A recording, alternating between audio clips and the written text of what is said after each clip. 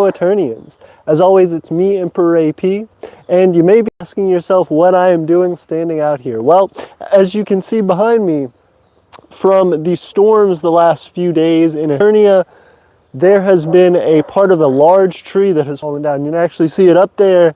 It broke straight off, fell down, and we have the opportunity to utilize this wood. We need to use it fairly quickly before it rots away, but it will be cool and able to be used for a few weeks. So we're going to slowly kind of dissect this tree, cut it up, and use it for our purposes. Fortunately, we can do some planing on it, so we'll actually be able to make some nice lumber. But the point of all that, and talking about that, is most micronations don't start out with $1 million. They don't start out with a piece of land and houses ready to go. Most micronations start with nothing. They start with so little that they are trying to find any and every way that they can to make things easier on themselves, less stressful on their people, and ultimately to be able to help them get to where they want to be with sustainability and with actually creating a profit for themselves and their citizens. So that being the case, I wanted to talk about what micronations can do who start out with nothing to actually develop their nation and bring it into a point of ease. So when you start a micronation, people are going to talk to you about, oh, you need to build up your economy, like we talk about on this channel. Oh, you need to do all of these different things. You need to, enter into trade with other nations. But all of that is so incredibly hard until you have things eased enough on yourself that you can produce a lot with low effort. So, real quick, make sure everybody can hear me. I'm seeing that we're kind of jumping in and out on those viewers, but we have a few comments here. Sardom of oh goodness, sorry. I just got a bug in my eye. Gross and horrible. Oh goodness, I am sorry about that, everybody. This is a disgusting way to start a live stream. Oh goodness. See if I can't clear that guy out. I'm sorry I'm using you guys. No. Ugh. Absolutely disgusting and horrible. Oh God. Oh, what the fuck? Y'all excuse me, this is breaking all community guidelines and is also disgusting. Oh, horrible. I am so sorry, everyone. I had a mosquito land straight in my eye. Holy jeez. Okay, sorry about that, everyone. I know people are going to get the next few minutes full of grossness because there's a delay on the stream. Goodness, my apologies, everyone. Thank you for being here and thank you for liking the video. First off, Sardom of Kaltsaria, hello, good to see you. Cool Mapping said hi, good to see you. Colonel Dallas Greenwood said hello, everyone. Good to see you all, thank you for being here, especially you, Colonel, if you served in the U.S. military, thank you for your service. If you served somewhere else but your name is Dallas, that's really interesting and unique. You may have to teach me something about that. But anyway, so the thing that is incredible, well, first off, let me address the freaking eye thing. For all of you who start off in the stream, or for you who watch it after, you're going to have a unique experience as to everybody else who joins in this stream, because they're going to be talking about, hey, what's going on with his eye? Why is his eye red and stuff? And you guys are going to have a story to tell. So drop it down in the comments, and also thank you guys for liking the video. It helps to spread it to people. We're talking about what micronations can do, not when they're, having $1 million coming in and when they, have all these different resources and the dream that people want for their micronations, for their development. We're talking about people who start micronations who have absolutely nothing and have no idea how to get started with actually developing them practically. You can go online and you can make a website and you can try and recruit citizens, but almost everything else after that is going to come out of your own pocket. You have to pay for supplies if you're going to try and sell anything. You're going to have to buy equipment if you're going to make anything. You have to, sometimes just pay directly for resources and services that you don't have or don't know how to do. So that being the case, there is a lot of headache when it comes to starting a micronation for, okay, if I'm really going to make this place livable for people, if I'm really going to make this place something that can sustain a population, what does that mean at all, and how do we make that even tangible for one person who may already have their own budget, who may already, be trying to scrape by as it is? So we're going to talk about that. Is it a lot of effort? You're still going to have to put a ton of time grinding on this to make your micronation successful, but there are ways to do it with very low money. Of course, money is a wonderful hack and it allows you to grow really quickly, but for all of those who don't, there are plenty of ways to get started. So I just talked about this downed tree over here. Again, storms the last few days knocked down that tree, and it has been a sight for sore eyes. I've been really excited to see that because there's so much that we can do for it.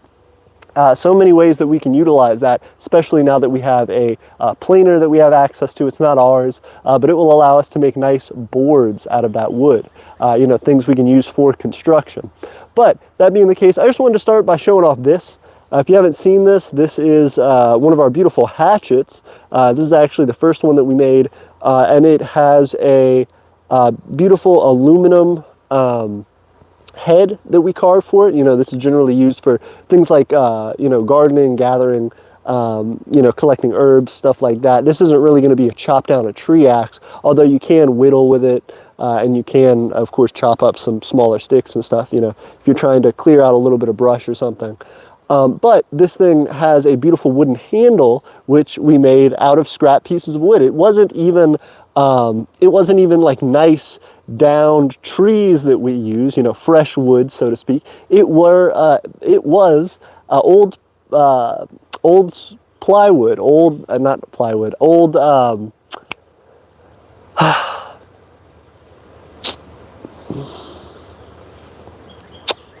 pallet wood, excuse me, old pallet wood. So we got some pieces, some 2x4s off of pallet wood, essentially ground this down, carved some ridges in it for the handle, and it's awesome. We of course put our symbol on it, the arrow of progress, but this is something that, we took maybe a few dollars worth of material. This, of course, we got for free, scrap pallet wood. This we got, it's some copper wire that was scrap. And this, of course, aluminum that we melted down. So really the most expensive part was making the head of it, and that's because we wanted a custom aluminum head that we made ourselves. But all of this, maybe cost us $1 or $2 in actual resources at all, and yet has been amazing as far as its viability, its usefulness, and just showing that we can take something and really increase its value. So the more that a micronation can do that, the more successful they will be in a lot of different areas. First off, Chad Cook, hello, it's good to see you. Again, thank you guys for liking the video. And let me know if you can hear me all right, if you kind of understand what we're talking about here. And if not, throw a comment our way. I want to hear what you have to say. Sardom of Keltsaria says, how did you make the Aeternian symbol the arrow of progress? Trying to get that trademark out. The arrow of progress. If you haven't seen the story of how the arrow of progress came to be or what it means to us, you should definitely go check out the Our Micronation 101 video, or even the Who We Are video that we did from this last year and a few years ago. But anyway, to answer your question, we actually had this laser engraved. So again, we have friends. We don't have a laser engraving machine, but we have friends who do, and so we were fortunate enough to be able to actually have this laser engraved, which is really nice. It means that we'd have to really, really scrape away at this handle to get it to come off. It's not just going to brush off. You'd have to get sandpaper and really grind down in there to get it to start to fade. So it's nice for durability, for our usefulness out here, and it's something we had access to, but a lot of people aren't going to have access to that. I'm not saying you should laser engrave the handle of all your stuff and that'll solve your problem. You could very easily, make a stencil for this. So you could, if you had some plastic, you could print, you could print on a sheet of paper the symbol that you want, and you could tape that paper onto here, and even have some plastic that backs it. Carve out the symbol in the plastic, like a piece of a soda bottle, or a lamination sheet or something that you have, and you could put that on this handle where you want your symbol, and you could cover it, and then you could get some ink and actually just apply it over to give it a nice professional look. Of course, you can always draw it on with markers or pens or something like that, and that'll give it a real homemade, personalized touch, which I think is just as good. But if not, if you want something that looks sleek like this, trying to make a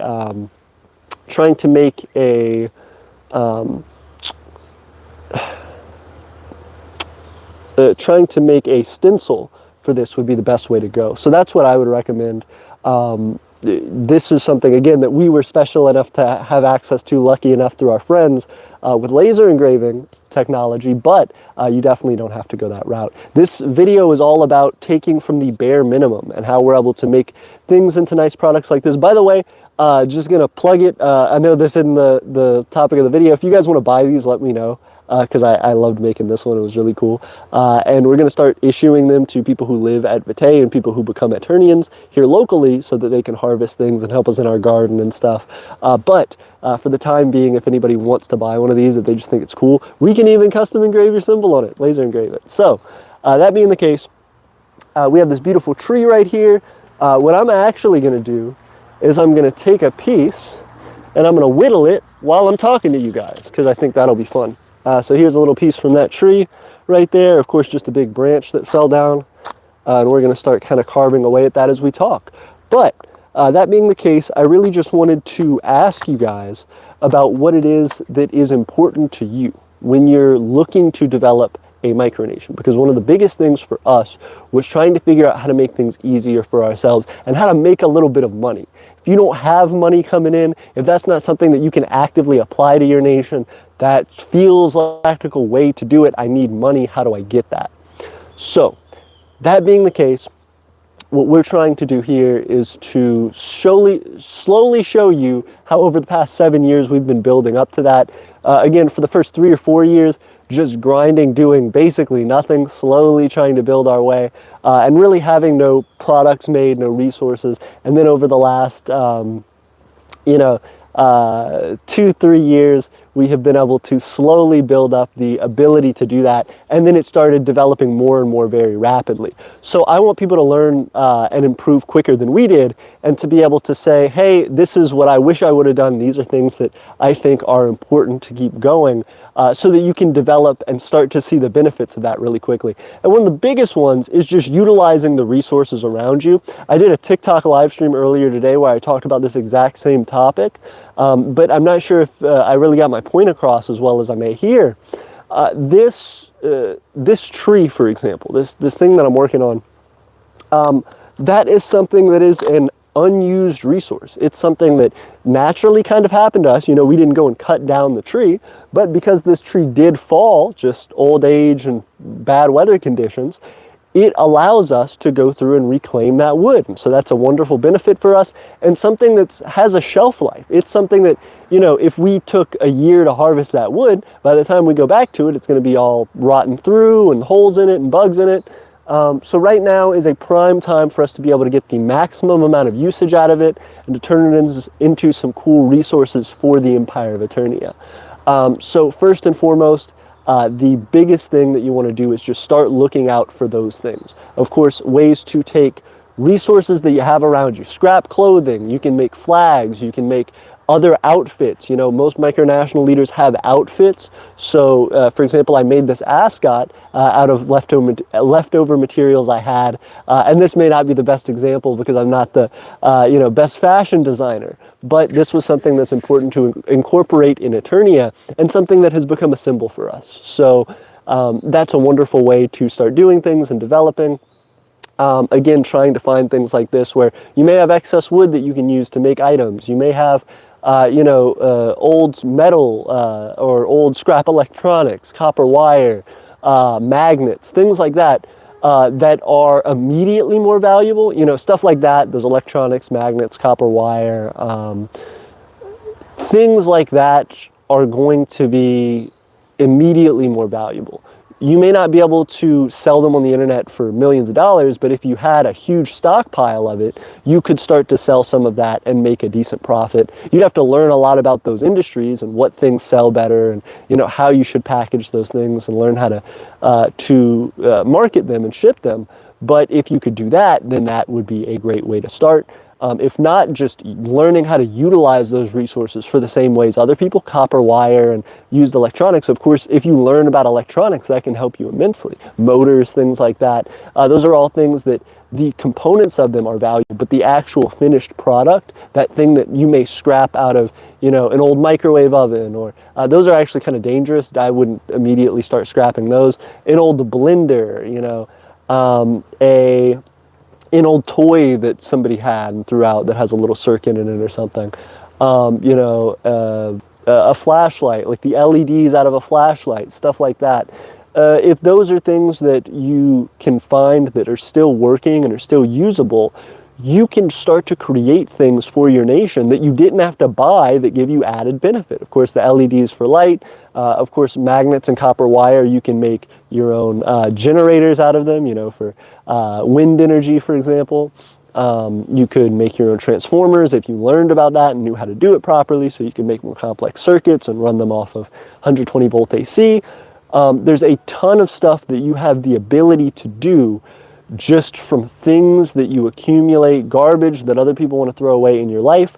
For example, we are creating our large battery bank out of lead acid batteries from boats, from cars, from lawnmowers, things like that, that people have run through the charge for the ability to use it in that device, and then we're taking it over, which, you know, if it's a 12 volt battery, like most of those are, it would jump down to, you know, it starts at 13 volts when it's fully charged, goes down to maybe 11 and a half, something like that when it's dead, you know, 12.3, something like that, you know, not 12.3, 12, you know, 12.01 or something, or, you know, 11.7 or whatever.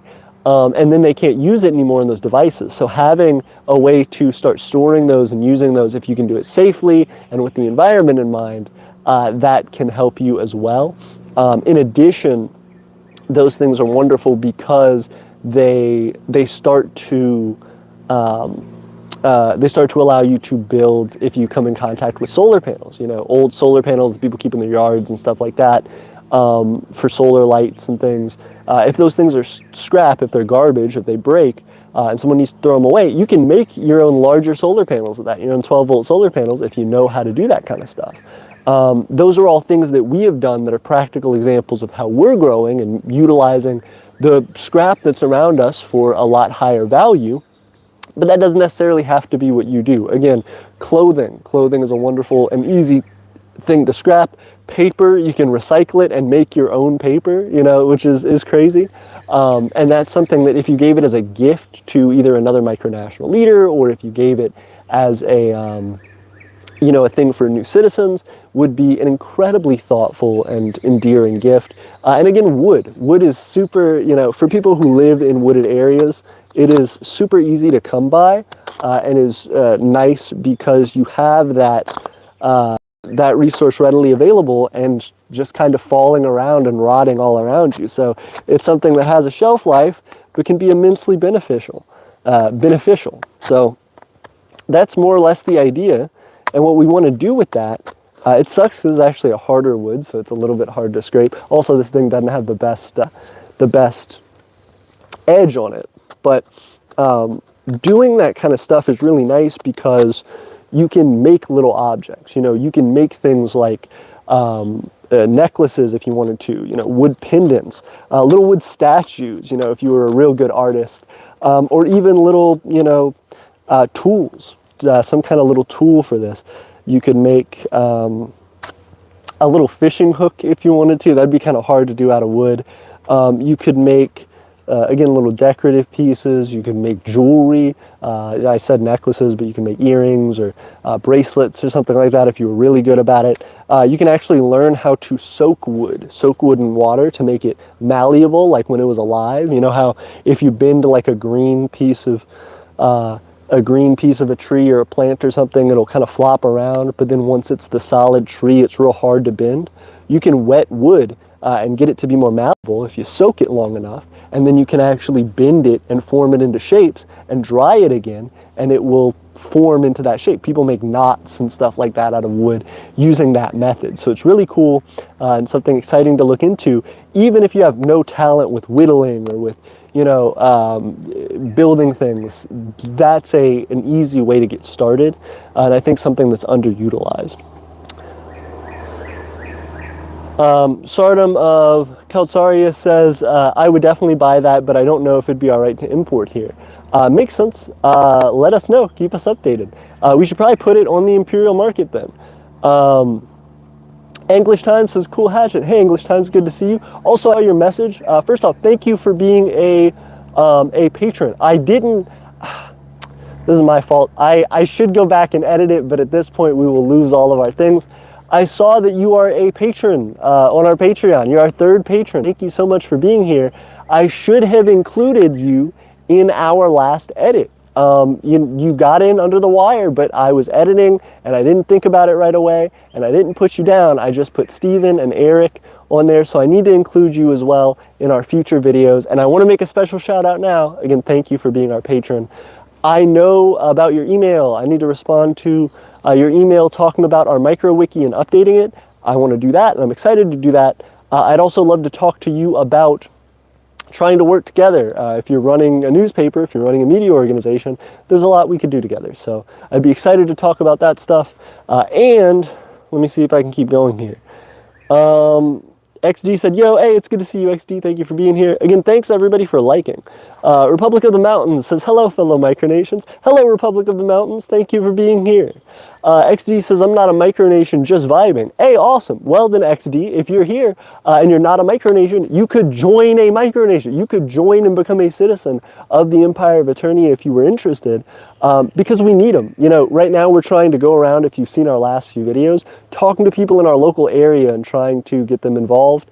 We're trying to, of course, increase our Patreon. We're trying to, of course, make more money by selling items. We're trying to do all this to get people to eventually become residents and come and live out at Vitae, the place that we have that's our capital territory now. So we still have a long way to go out there, a lot of things that need to be built and made ready for those residents. But by becoming a citizen, by helping us either through our Patreon or through just supporting us in our videos, and by doing some sort of work or providing some benefit to us, creating social media posts for us or something, hanging out in our Discord and helping to be a moderator, any of that gives us more time and more ability to do bigger and better things. So, even by sitting there and just hanging out and watching the videos, you can actively do a lot to contribute to Aeternia. And the more that you do, the faster we grow. So if you haven't considered it, consider becoming a citizen. Same to you guys out there. Sardom of Calcaria says, yeah, making things out of wood for my micronational use is one of my favorite parts, although I mostly just made shillelaghs, but they make nice gifts for my neighboring countries. Hey, very cool. What's a shillelagh? Hit me up. I know what a shamrock is, like the little shape. I know shillelagh is an Irish thing. I don't know what I think it's an Irish thing. Maybe ignorant of that. But let me know. XD said, interesting. I will think about it. Thank you so much. I appreciate it. If you want to, our website, www.wixsite.com/imperial market. Eternianempire.wixsite.com/imperial market. Or if you just type the Empire of Aeternia into Google, it's one of the first links that comes up. And you can apply for citizenship there. We have a whole application. It's pretty cool. You also get a free digital citizenship license with a citizenship. You, again, can be 100% free monetarily if you just are helping us out in some way with our Instagram or our Discord or something, providing some benefit to us.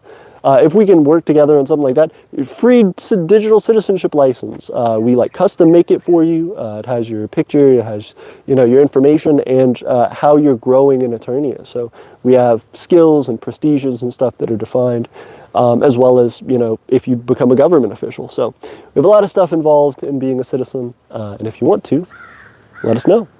The Republic of the Mountains said, we currently have a lot of downed trees due to storms, so this video is very helpful. Hey, I appreciate it. Glad to hear it. And I hope you can conquer those mountains and become not only the Republic of the Mountains, but the thriving and the resourceful Republic of the Mountains. I'm excited to see how it goes, and you need to keep us updated.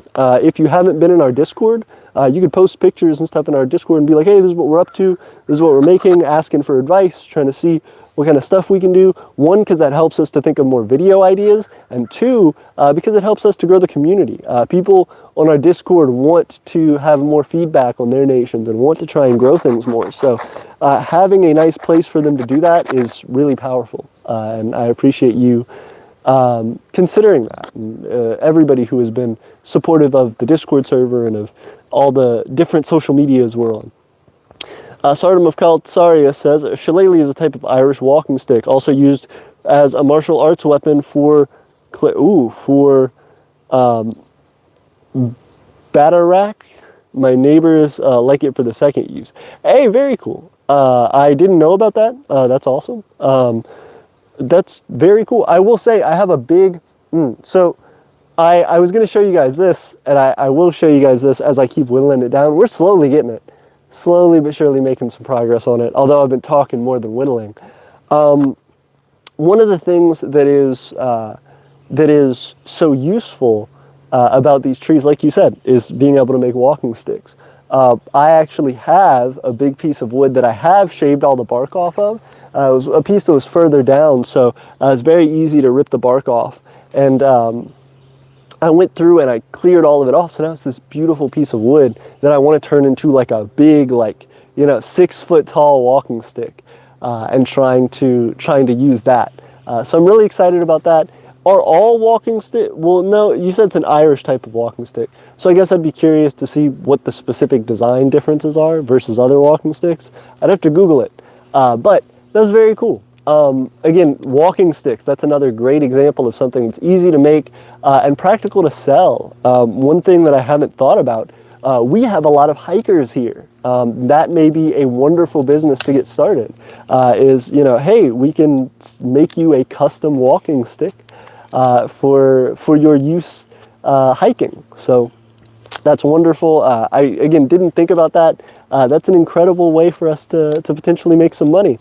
And I'm excited that, just hanging out here talking about stuff like this, we've added to hopefully your repertoire of things that you can think about to start to build your nation and to make it more successful. And you've also improved mine. You just taught me about something that I wouldn't have thought about and that I wouldn't have probably gone about trying to achieve without having talked to you on the stream. So thank you. To get back on topic, though, to get back on point, we are really trying to focus on what that means as far as development for these micronations. So micronations grow specifically because they are trying to find the path to fulfill their citizens' needs. So that's anything that can give us a lessening of our efforts, a lessening of the day-to-day burdens that we have. So in Aeternia, there's a lot of things that we're going to be doing in the near future that I think will really show off that that idea and that kind of way of thinking. But for the time being, again, a lot of these little things that you can make potentially to sell, of course, money makes a lot easier, so that's one way of taking a burden off of yourself. But also there are a lot of things that you can think about just practically. If there's something that you want to achieve, if you say, hey, I'm going to start a garden, okay, are there things that you can make that are easy and natural and beneficial for your garden that maybe help to regulate your plants better? That could be anything from being super advanced and saying, hey, we have a digital system that monitors the humidity, or that monitors the temperature of the soil, or monitors the pH, or the total dissolved solids in the water. You could do things like that that really help in a crazy way. You could get really technical on it.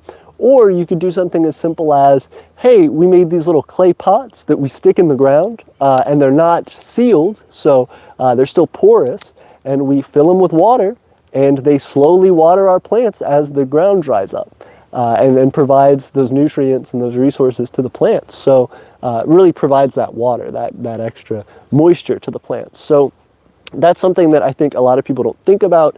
There are, with us developing Vitae clay and starting to refine that, that's something that we're looking into doing with our own garden, and that's something that I recommend. There are a lot of different opportunities for us as micronationalists to take the things around us and use them to benefit our communities. Again, I think a lot of the reason that people get into micronationalism, realist micronationalism, I should say, is because they are trying to find a way to support themselves and their families, or trying to find ways to improve the resources of their community. They're people in need, they're people trying to improve their lives. So even if you don't feel like you fully fit that, there is still a lot that you can learn from people who are doing that. For example, again, we're trying to get people to come out and live on Vitae, to live on our land. And so that being the case, we need a lot of effort to be put in to help us with doing that. So trying to find ways to make things easier, trying to find ways to make things cheaper when you're talking about, eventually feeding 30, 40, 50 people, trying to provide electricity for them, trying to provide, water and utilities and things like that. It's going to be very difficult. Sewage, it's going to take more and more resources. And so the better that we are at minimizing the added difficulty with each new person, the better we get at running a stable nation. So again, some of the options for that for us have been trying to develop off-grid electricity. Again, these car batteries, boat batteries, lawnmower batteries, stuff that we've been using to put together this battery bank is not anything too crazy yet. But, if all of a sudden the power went out, we could charge our phones for the day. Make sure they stay charged. We could run an emergency light if we needed to.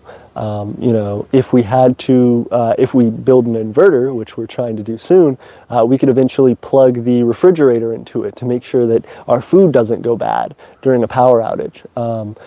We could power our Wi-Fi routers and things like that if we needed to maintain internet access for one particular reason or another. There are lots of things that we can do as we grow the size of that battery bank, and therefore the amount of electricity storage we have available to us, and more importantly, as we start to improve the usefulness of that. So by making an inverter, allowing us to run things that are normally 120 volts, eventually getting to a pure sine wave inverter where we can run really sensitive electronics on it, like our Wi-Fi routers, like our phone chargers, like our laptops, things like that. And then on top of that, trying to do these little things like, working with these clay pots, trying to, make utensils, make, tools, like physical tools, trying to make walking sticks. These things take you from a level where you are just grasping at straws, I think, trying to really figure out what's going to help and what's going to make your nation bigger and better, versus honing down onto, hey, there are things that I can start to see now. I can start to see we're running a garden. Okay, what things would make that garden easier? What if we didn't have to water our plants as much, if they kind of took care of themselves? Or what if the way that we arranged the plants and did things like that helped the plants to fight off pests, or to provide extra nutrients to them, or to balance the soil content, things like that, which are all practical. Those are all examples of things that you can do and that we're actively trying to do. But that being the case, your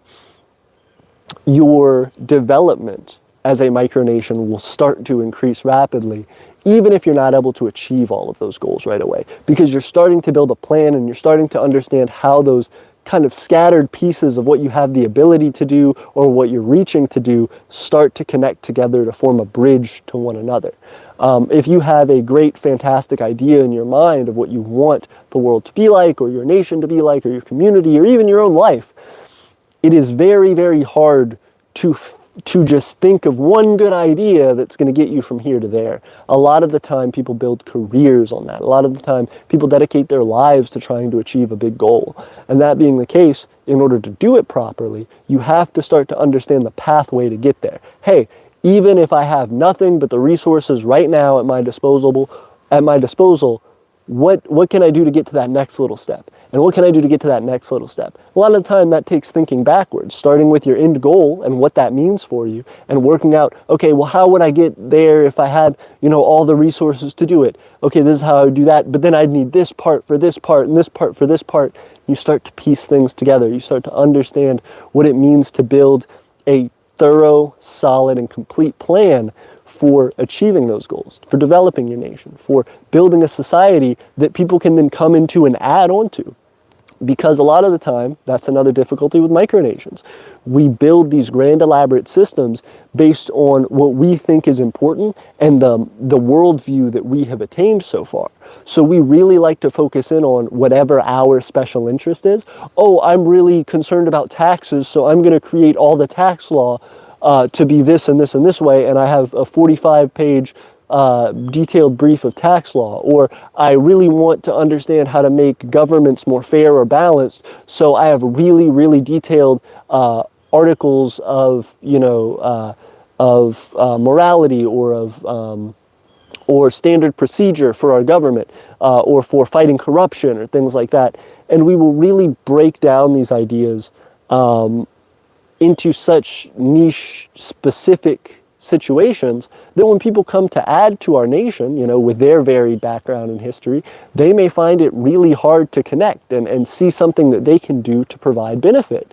And so for us, that's terrible. You don't want to have a whole bunch of people saying, well, I would love to join your nation if only there was something I could do to provide benefit. And so your plans as you create them need to be well-rounded to include other people who you have no idea what their background and skill set are, but that you're trying to design these systems to allow them to come and fit into place without much additional effort needed. That they can feel that that's a natural fit, that they can feel that that's comfortable for them, and that they're able to seek the goals that they want through it. Nations should be vehicles for change. They should be vehicles for improvement of people's lives, and something to be proud of being a part of, not something you feel shackled to, or that you feel doesn't understand you, or that you were just simply born into. They should be places of community and of pride. And that being the case, these little ways to find resources to help us, to find methods of developing those resources, and all of these things not only are incredible tactical advantages for your nation to improve its ability to have others join it, but also, and to grow, but also it is an immensely wonderful cultural staple as well. When you create something, when you make it, it becomes a part of your history. It becomes a part of your people. And people who do like those things will start to gravitate to it more and more. So the more well-rounded an idea you have, the better it is for more people to join. And you can advertise it more frequently, but also creating cool specific things and developing those and working with those will also, focus in your niche and pull more and more people who support the thing that you support. So all that is to say, there are a lot of ways to develop micronations, but this will be the way that I think helps you to really make practical use of limited resources. Vincent said hello from Vincent's Antiques and Things. Good to see you. I said, am I late? You're not late. Also, Windjagger said, I joined quite late. No, you're good. We're 38 minutes into the stream, so it is a little bit late, but we'll probably go for a little while more.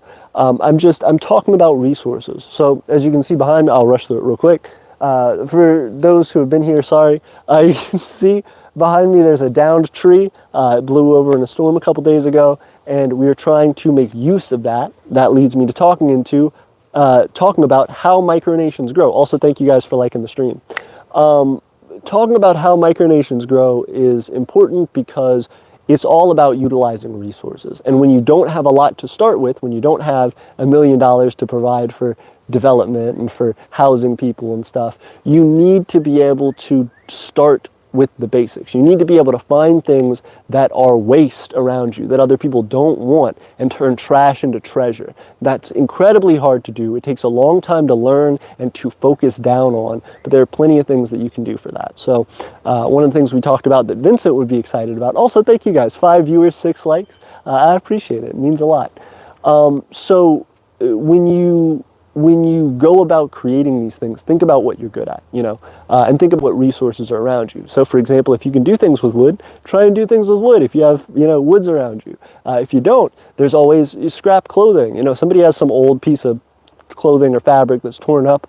You can make flags out of those things. We know our friend and former citizen Vincent has done that before, where he was sewing his own flags, and I think continues to do so. You can also use excess clothing and additional fabrics to make clothing. You can do that as accessory pieces for people who are a part of your nation, which adds culture, which adds a unique flair to it, which can make it more attractive to people, and also can be used to sell potentially if people like what you make. So there are hosts of things that you can get. There are also plenty of resources that, if you can just attain them, are valuable basically on their own, and that you can start to sell. So for example, some of those things: scrap electronics, scrap copper wire, rare earth magnets, things like that, like neodymium magnets. Those things in and of themselves, when you have a little bit, aren't worth very much. Especially used components generally aren't worth very much. But when you start to amass a large collection, you can sell it off for decent amounts of money, and people will buy it on the internet. So if that's something that you want to look into, that's another way to do things. By scrapping things. You can always, if you have enough money to invest, melt metals, things like that, the scrap metal that you get. If you can start to find these things, even if you have forest around you or plains around you, somewhere that's ideal for growing lots of different types of foods, you can always start a little garden. That's a very popular method that people in different micronations like to get onto. So in all of these things, you're just seeking that initial first step. What is it that I can do to develop a resource for my nation? We have micronational economics videos that talk about that as well, and I suggest you go watch the series on those if you're just starting out and you're trying to learn about what it is that you're doing, or what's the next step. But for once you've kind of gotten that, once you get one thing, you can start to look for other things that would just make your life easier if you could find better ways to do them. It's easier said than done, but there's still plenty of ways to do that. When you're developing a garden, hey, how can I do things to have to water the garden less so it kind of manages itself? How can I plant these plants in a particular way to provide the most resilience to them, or to have one plant sort of help out the other with nutrients, or with water conservation, or with pest repellent? All of these things, natural pest repellents, all of these things are practical examples that we can use. And so anyway, going through that whole pitch again, and the thing that we've talked about previously on the stream, there are a lot of ways that we can benefit each other, and ways that we can start off initially without needing a ton of money. First off, I want to say hi to everybody who just joined. Alicia Von Doom, thank you so much for being here. Empress Von Doom, it is wonderful to see you.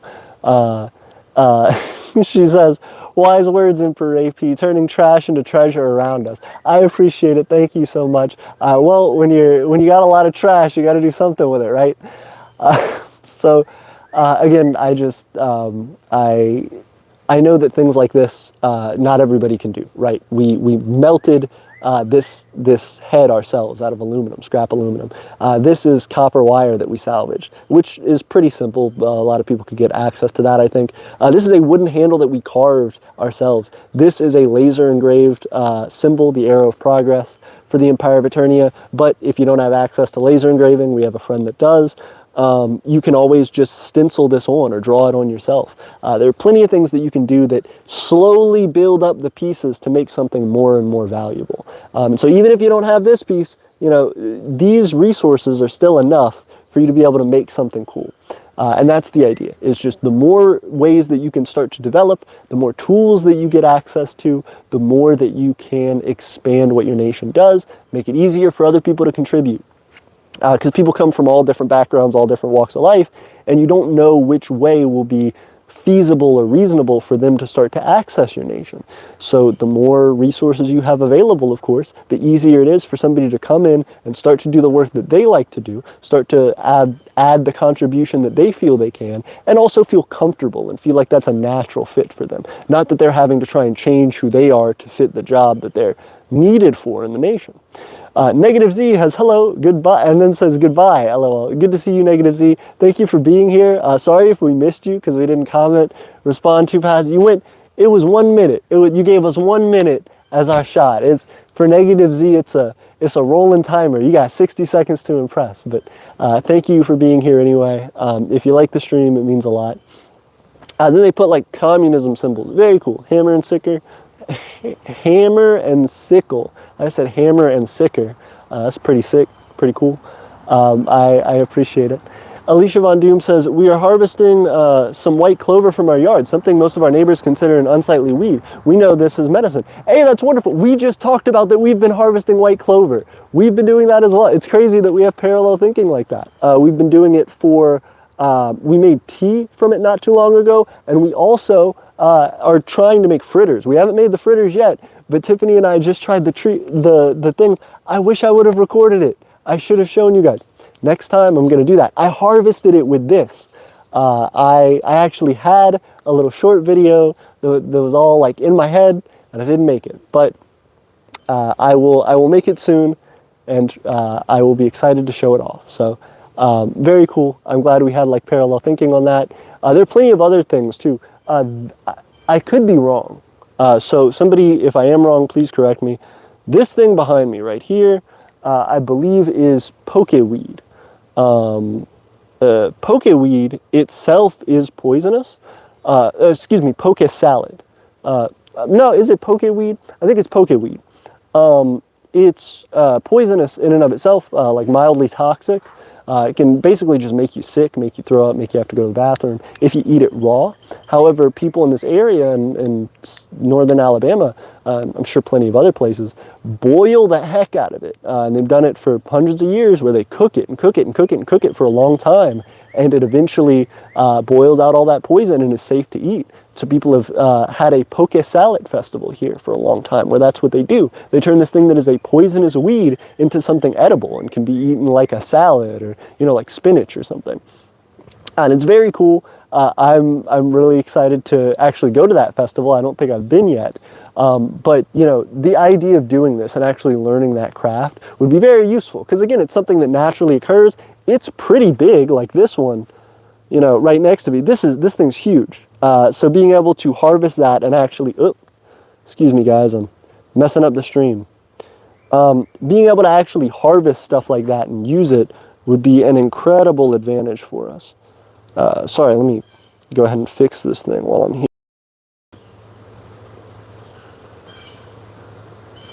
Okay, awesome.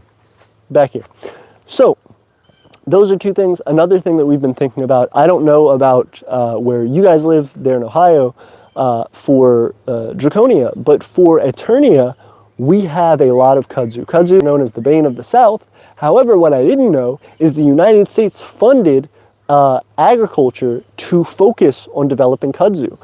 They hired farmers and paid, farmers or gave them tax breaks specifically in southern states for a long time to grow kudzu as a staple crop. It's something that is native to Japan and grows naturally there and is eaten as a staple crop. And now it is so abundant here that it is a pest, it's a weed, and it's taken over. When I drive down the highway, there are, literal like half-acre, 2-acre sections that are covered with kudzu. When you drive up the mountains here, you can see the sides of the mountains are covered. And these things have leaves that are maybe about this big around or bigger, and are just long vines. And they cover and blanket areas. They will cover entire masses of trees.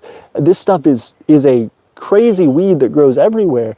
And people have stopped eating it. But it's eaten as a staple vegetable. It's something that you would eat like corn or green beans or something like that in Japan. It's normal. It's something that's eaten every day.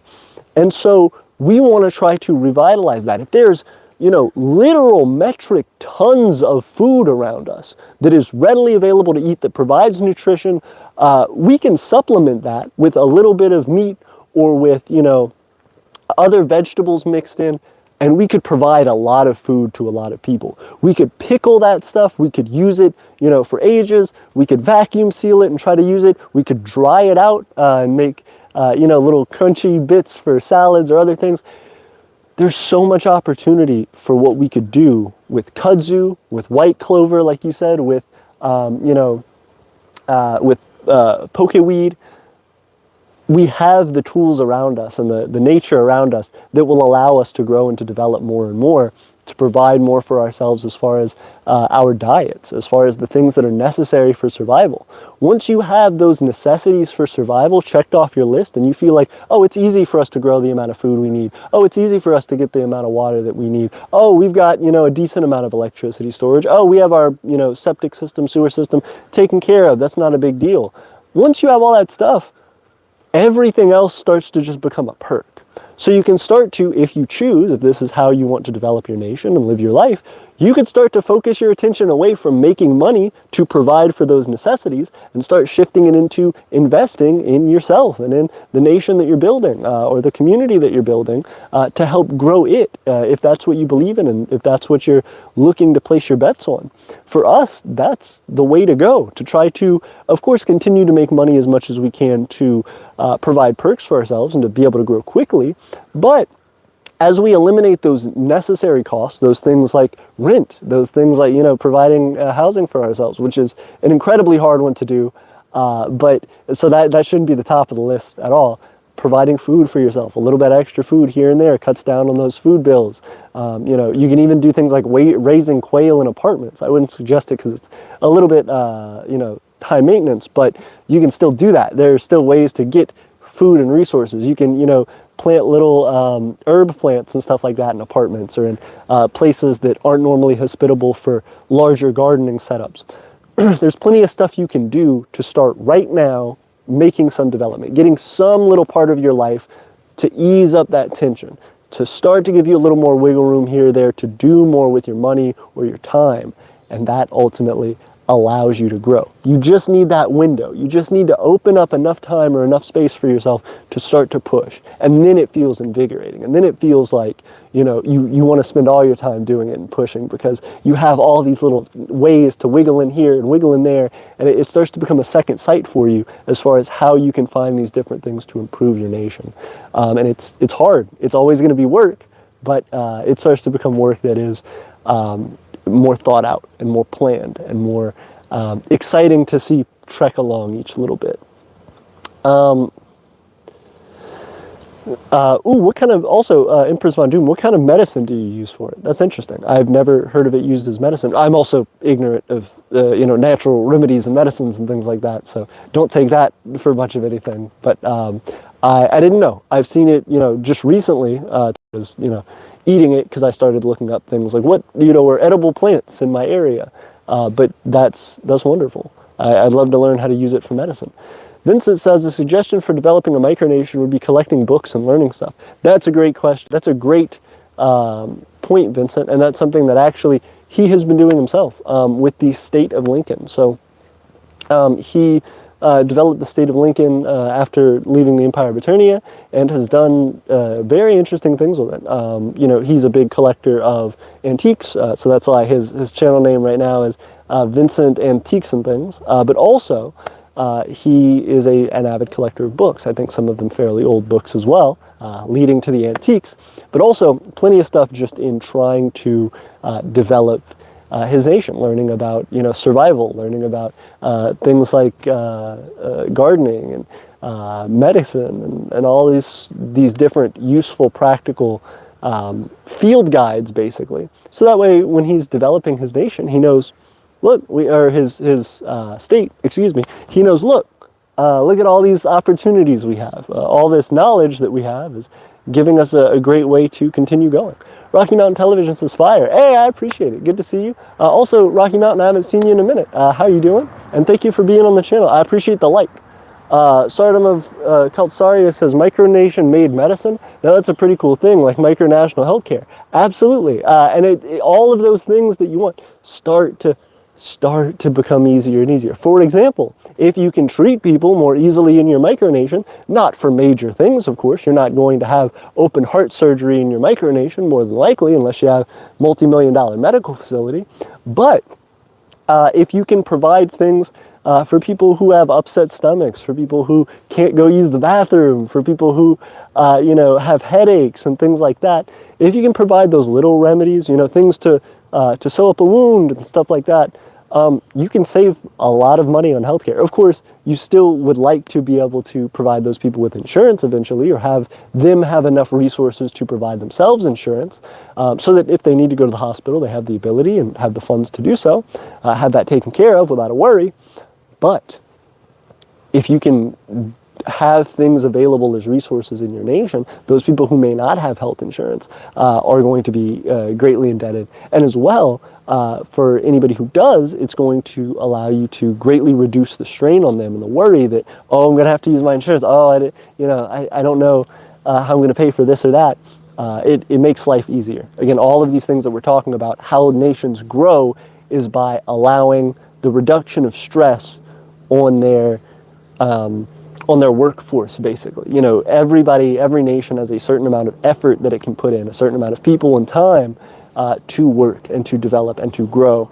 And so a lot of the struggle for micronations is, hey, I'm grinding and grinding and grinding at this thing, and the pace is so snail slow that I can't get to the next goal that I have. I'm not reaching it quickly enough. I'm getting bogged down by other things. Every time we grow, there's more and more work to do and more effort, and we have to keep pushing. And so it becomes very stressful. The best way to improve that and to implement change in that is to find ways to use your efforts to make future efforts easier, or to do more with less. Rocky Mountain says, I have a garden in which there is a massive pepper. Hey, that's awesome. Very cool. Are you going to pick it? Are you going to sell it? Are you going to eat it? Are you going to pickle it and have it preserved and shown off as a staple of culture for your nation? What are you hoping to do with it? Are you going to make a pepper spray to guard yourself against your enemies? Alicia Von Doom says, it's lovely and looks quite strong. Hey, I appreciate it. Thank you so much. Victor Von Doom joined in and said, peace to all. Hello, Emperor Victor. Good to see you. We have both of the monarchs of Draconia here with us. Emperor Von Doom and, of course, his wife and Empress, Alicia Von Doom. So thank you both for being here. Javelia Republic says, Hail Aeternia. Hey, thank you so much. In Aeternia, we say Aeternia forever. But thank you. I appreciate it. And it's good to see you. Javelia Republic, how have you been? I know last time we talked, or I think I saw you on the channel, you were starting to develop your nation, or you had maybe had developed it, for the past few months or so. How are things going? How are things progressing? Do you feel like you've done much in between last time we talked and now? Rocky Mountain Television says, have you ever heard of speargrass? I have not heard of speargrass, but please hit me up. Let me know about it. I would love to add to the collection of natural things that we can grow and use. Alicia Von Doom says, pokeweed. Yeah, hey, thank you very much. Sardom of Calcarcia says, yeah, they do that with hogweed as well. Hey, very nice. I haven't heard of hogweed, but I'd be curious to hit it up. Kingdom of Flame. Hey, literally fire. What's going on? We got fire in the chat. How are you, Kingdom of Flame? Great to see you. And also, thank you for liking the video. Javelia Republic says, I got out of debt, simplified my life, and it was so transformative. You're speaking the truth. When you're financially free, that's life-changing, not just economically, but spiritually. Absolutely. Incredibly tough.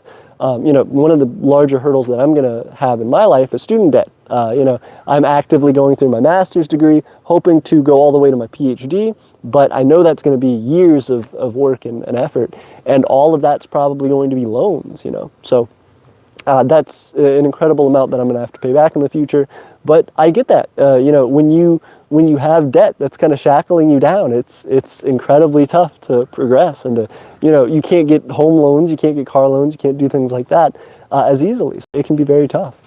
Javelia Republic says, Northern U.S., I don't know kudzu was edible. That's super cool. It is edible.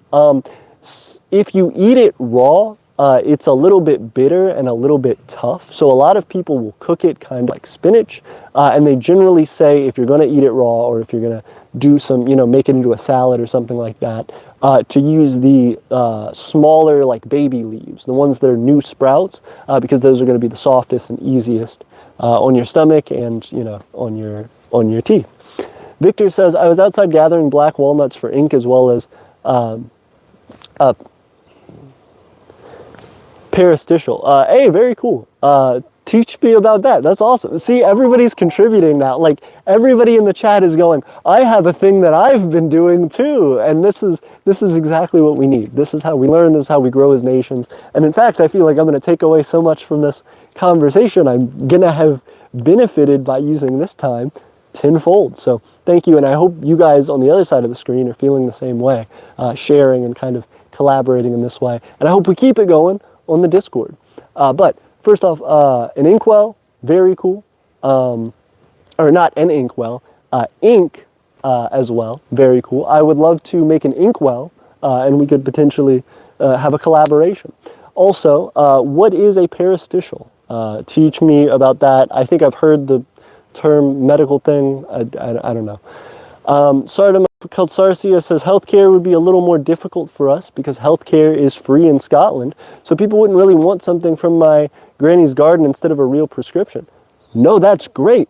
That's better. See, if that's already covered by the nation you exist in, you don't have to worry about it. That's the best thing. You're right. Nobody would want something from your granny's garden because they can get the modern day full top of the line treatment for free. Here in the US, we have to pay thousands of dollars just to visit the hospital, just to show up. And then they run tests, which is more money. And then if they have surgery or follow-up appointments, more money.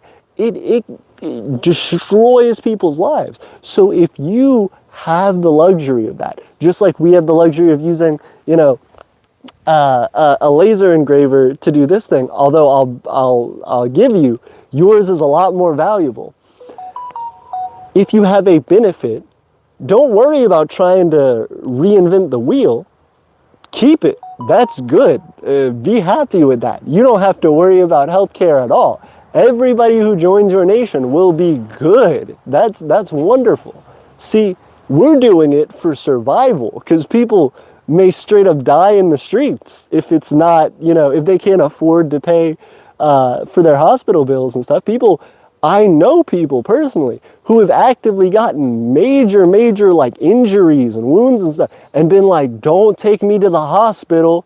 I can't afford it. Don't do it. I don't want the medical debt. It's insane. So if you have that, that's a luxury. A lot of the people in the chat, especially those from the United States or from other countries that don't have free healthcare, which is becoming less and less countries in the world. Come on, US, you can do better than that. It's a necessary thing, unfortunately. It sounds silly and ridiculous in the year 12,023 from the Holocene calendar, 12,023 of the human era, that we need to pay for a doctor for something that's necessary to ensure a stable and productive life that our societies require of us in order to continue to grow and develop. They won't take care of the basic needs of their citizens? Weird. Vincent says, yeah, not being in debt is great. Not being in debt is a great feeling. I will agree. Absolutely. Kingdom of Flame says, no problem. Just a new micronation trying to grow slowly, but trying the best I can. Hey, absolutely. I'm glad to hear that. Again, if you haven't joined our Discord, I recommend you do that to help us out and also to join in the conversation with trying to grow our micronations together. Also, let us know more about your nation. I'd be curious to see development progress. Javelia says, over the years I've come to treat micronationalism as a personal brand, a kind of creative way to look at the world. It doesn't necessarily have to be, it doesn't so much have to be physical land necessarily. Oh, absolutely. And there, we just made a video about that. If you haven't seen our video we uploaded today, just hours ago, I recommend you check that out. It's called Micronations Are for Everyone. And that is exactly the topic. We, talked about it on Reddit where there was a post where somebody said, hey, I don't really like that things that are not purely realist are called micronations. And so I responded to that. I thanked them for asking their question and starting that debate. But what shocked me was there were so many micronations on. Yeah, those people shouldn't be micronations. We shouldn't call them that. We're saying we need a new term so that we can exclude those other micronations, and that's horrible and gross. So we made a response video talking about that, and it's nice. It's well edited. I like it. So go check it out if you don't mind. After this stream, because we need the watch time hours. But as we keep going, and then more people drop off. I completely agree with you. Micronationalism doesn't have to be any one set thing. If you're saying, hey, you believe yourself to be another country, a separate thing, and you're striving for that, you got it. You did it. White Wind says, good day, Emperor AP. How are you feeling on this fine? Oh, how are you on this fine evening? Sad news for White Wind. We've lost 10 more citizens because they're wanting to focus on practical matters. We wish them well as their families. Oh, goodness. First off, that's incredibly rough to hear. I'm sorry to hear that, White Wind. I know it's tough because micronations go through long waxing and waning periods. It's very weird because a lot of the time the waxing periods will be very small and the waning periods will be very large. And then eventually, as you go on, they start to balance out a little more. But nonetheless, micronations are always going to drop drastically. They're always going to have hard times retaining citizens. It's always going to be a constant uphill battle. But that is something that is par for the course. As you get better, as you start to provide more for your people, they will start to see that as a more practically beneficial part of their lives. Like you said, your citizens that left said they needed to focus on more practical things. And that's valid. When you have bills to pay every day, when you have to try and keep the lights on at your house or try to, pay rent so you can stay in the place that you exist in, you want to work for 8 hours a day, 5 days a week, maybe even 7 days a week or more. And so in doing that, you are having to focus so much of your time and effort on that if you have a family, if you have friends, if you have any life outside of that, and sleeping and eating and stuff, even just downtime to de-stress from that amount of labor that you're constantly putting in 9 to 5 all the time, of course you want to do other things. That's reasonable. That's expected. And so what we do as micronations, our whole job is to make that easier on them. To say, hey, I hear you. I know that sucks. We have this community garden. If you were a citizen of the micronation, if you met the base requirements, if you help out with something every, once a month, if you came and picked vegetables out of the garden, if you came and, made a video that says how much you love Aeternia or something, if you did the bare minimum, you could come and grab stuff from this community garden. And that would be, you'd have a rightful access as a citizen to this community garden. It wouldn't fully cover your food costs, not at all, but it would lessen your grocery bill every month. It would make something that's a little more reasonable for you. And then there may be a practical benefit. Even then they may say, still not enough. I still have so much stuff to do that's helpful, but it's not helpful enough to make it worth my while. And you say, oh, okay. Well, hey, look, I know rent's increased on you, right? Oh, dang, they just increased your rent again. Hey, we have a little house that we just built. It's not very much. It's a tiny house. It's got electricity. It's got plumbing. It's got, insulations for your hot and cold seasons. It's got the bare necessities, but other than that, it's pretty plain. You can stick a small fridge in there, a bed, maybe some stuff to hold your clothes. Very limited. But hey, if you're a single person, this may be the spot for you. And then some of those people may come back and say, you know what, I've been looking to save money for sure. Let's do it. Let's get it. I want something that's reasonable. Some people will still say, hey, I've got a family, that's not going to fit. I have 6 kids. No way that's going to work. I need more stuff. Obviously, I can't do it.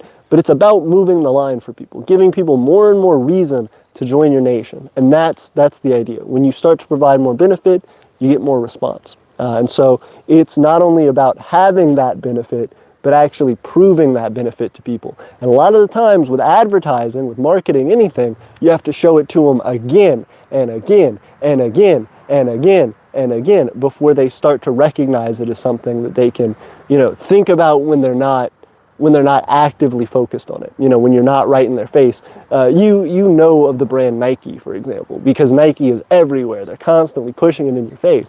Same thing with all these other companies and all these other brands. If you want to develop your brand, like Jalavia Republic said, you have to get in people's face. You have to show them, hey, we're here, we're doing this, check this out.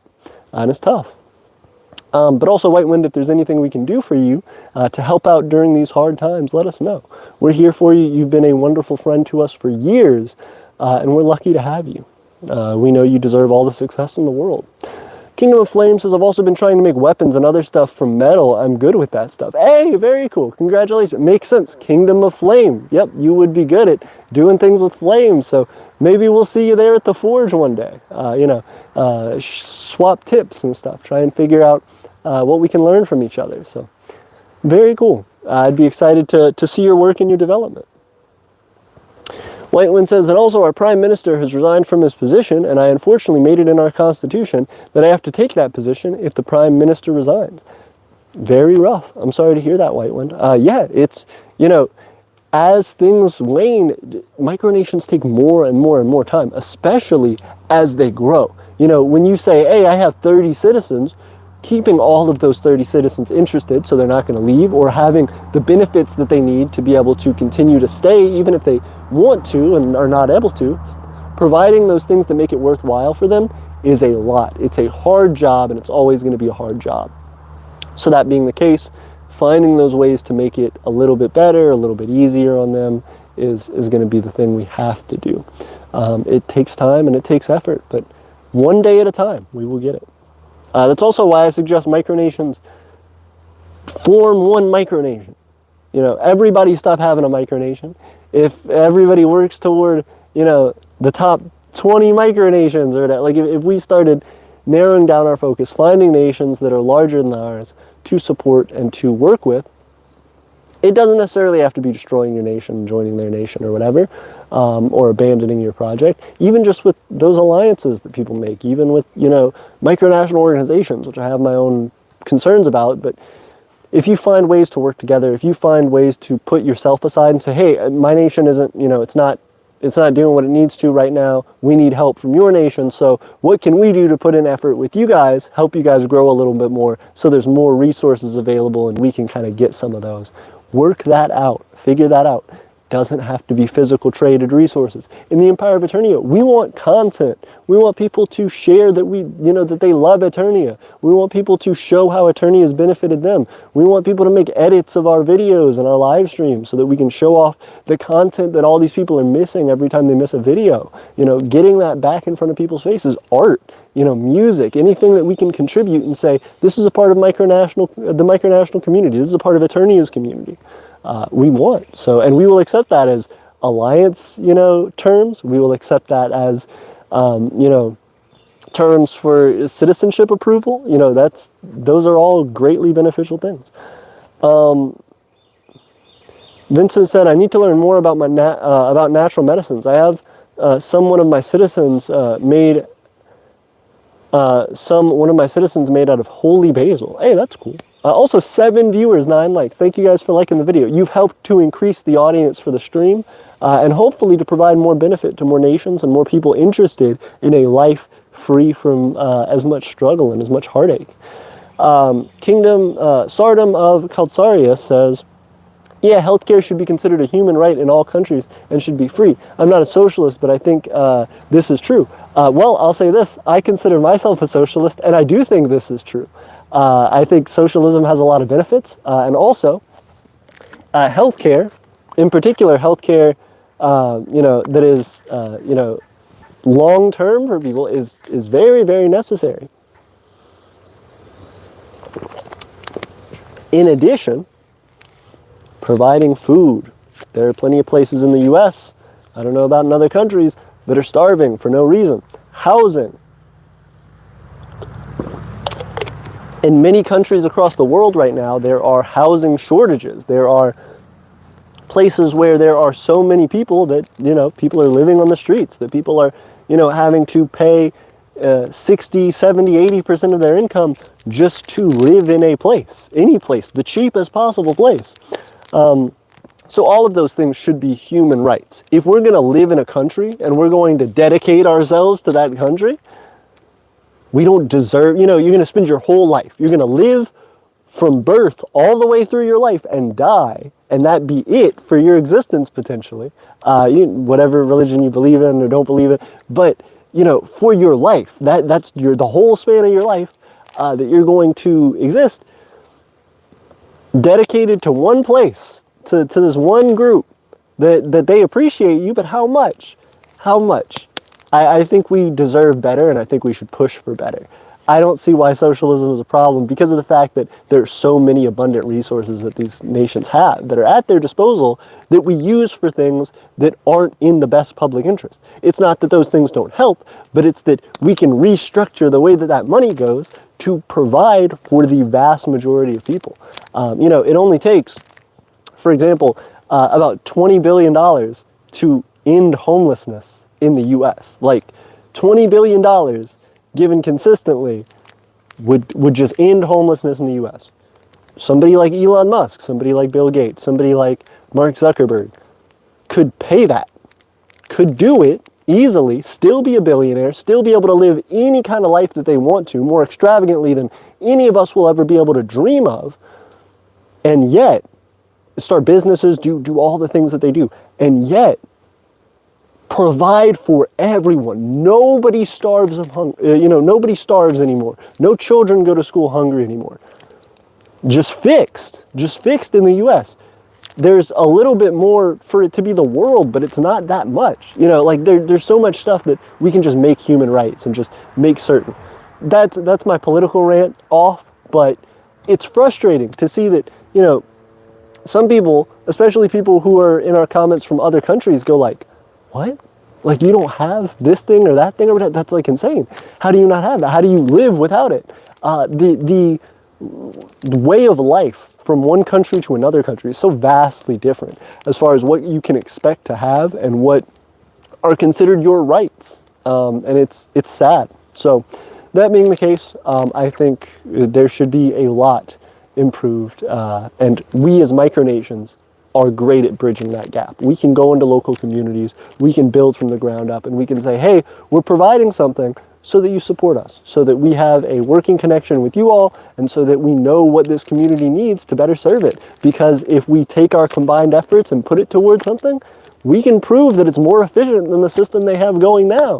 And if we can do that on a larger and larger scale, we'll get more and more support. So maybe it would cause them to reconsider some of their positions and start to make societies that catch up with human progress and, morals. So, that being the case, Victor says, I agree healthcare should be free at the level of technology that we currently are at, but our greed supersedes everything else. 100%, Emperor Victor, I agree. Whitewind says, I don't have time to de-stress. At 14 years old, I have a job 12 hours a day, 5 days a week. My only time is weekends, and my citizens are starting to see micronationalism as a job. Yes, the Empire of Aeternia has faced that exact same thing for years. That's always a struggle, at least for us. There are things that we've done to make it easier, still difficult. So I'm not saying I have all the answers for you, but what I am saying is that there is a lot that we can do to improve that. For you, hopefully, if we can work together on it, and also just for the micronational community in general, for ourselves as well. So the biggest point that I would have to make there is, first off, I'm sorry that you say at 14 years old? Yeah, at 14 years old, you're having to work a full-time job, more than a full-time job, 12 hours, 5 days a week. Goodness. That is more than plenty of adults I know. I'm so sorry. It's difficult because that takes away from your time to do that. It also takes away from your education. It takes away from you being a child. That's terrible, and you deserve a better life. And I'm sorry that we as adults are not giving that to you. You deserve it. On top of that, and always push to know that you deserve it, and to know that other people deserve it. I think that's kudzu over there. Sorry, I was just looking, and now I'm seeing kudzu. I'm about to walk us over there and kind of show some of that off, if it is kudzu. But real quick, let me get back to this. The other thing that I think is incredibly important to stress about Micronationalism is that it's slow. It's so slow. We are lucky in the Empire of Aeternia to have achieved the level of success we have now, and we don't live off of this. This is not a full-time job for me. This isn't even a part-time job for me. I treat it as a full-time job. I work on it 24/7, 7 days a week, as much as I possibly can. Whenever I get a free moment here, a free moment there, I understand having a job. I understand having school. It sucks and it's hard. At 14, again, you're hard, completely different. Incredible that you're doing what you're doing, and I'm so sorry that you're having to do that. But even for my own situation, it's tough, and I feel that. The thing that's rough is, I don't think that any of us, or many of us, can expect to see our nations crop up and become recognized as nations by other more legitimized nations in our lifetime. The way we're working now, the way that micronationalism is divided, I don't think that's really practical. I think a lot of micronations for decades are going to struggle and struggle and struggle and get some media success, get some money, be able to make, maybe a couple $1,000,000 or so within their lifetimes, and that spread over, again, their entire existence, all the amount that they use and produce. And then eventually we will start to grow beyond that. But if we want to get into it now, if we want to start to really make a large push, those people who run micronations, those people who are already putting time into it, you yourself, Whitewind, said, when you are done with your 12-hour shift, when you're done 5 days a week working and putting in for school, you're then going and developing a country. You're trying to run it. You're trying to create the laws around it. You're trying to recruit other people. You're trying to maintain those other people's interest. Do you have time for that? That's tough. Like, it's not anything against you. It's not anything against abilities of micronationalists. I don't think I could do that. That's incredible. I would still try, and of course I commend you for still trying, but that's horrible. I think as micronationalists, if we can come together, if we can start to say, this is the way to go, let's all work together to make this nation, you can be an incredible benefit to some nation. If you were not the leader of a nation, let's say, but the second in command, if you were the right-hand man, you'd still be an incredible part of shaping and transforming that nation and its government and all those things. You would still have an incredible legacy to leave. But the amount of people who are contributing all of their time and effort to it as the goal for their life is not just one, you trying to convince other people to do something similar, but two, that's double the output nearly. That's, the difference in skills that those people have, the resources they'll have locally at their disposal will increase dramatically because of that additional person's support. So I'm just saying, if micronational leaders started to join other micronations instead of running their own, things would go so fast. It's a tough pill to swallow, and I don't encourage anybody to give up their micronation. But if you were going to give up a micronation, don't just leave the community. Join another micronation. I think people get so burned out in micronationalism that they do this and then they go, oh, well now, if I gave up my time running my own nation, and I got sick of that so much that I left, then why would I possibly join another? Just join the other before that crazy burnout hits. It's too much. Victor Von Doom says, micronationalism should be a labor of love at the least, but some nations are rooted in a cause of one form or another, and the work is considered necessary, hence a job. Agreed, 100%. Victor Von Doom said it well, and I would love to have us another joint stream because I think you would do incredibly. Yeah, it's a job for a lot of people. We're trying to survive. We're trying to fix up an RV. We're trying to put it out on land that we purchased that has no electricity and no running water and no septic system. And we're trying to build houses there and raise a farm there. And we're trying to promote ourselves on our YouTube channel so that we can get ad revenue eventually. We don't have it yet, even though there are ads run on our videos. We're trying to get Patreon supporters by making elaborate edited videos.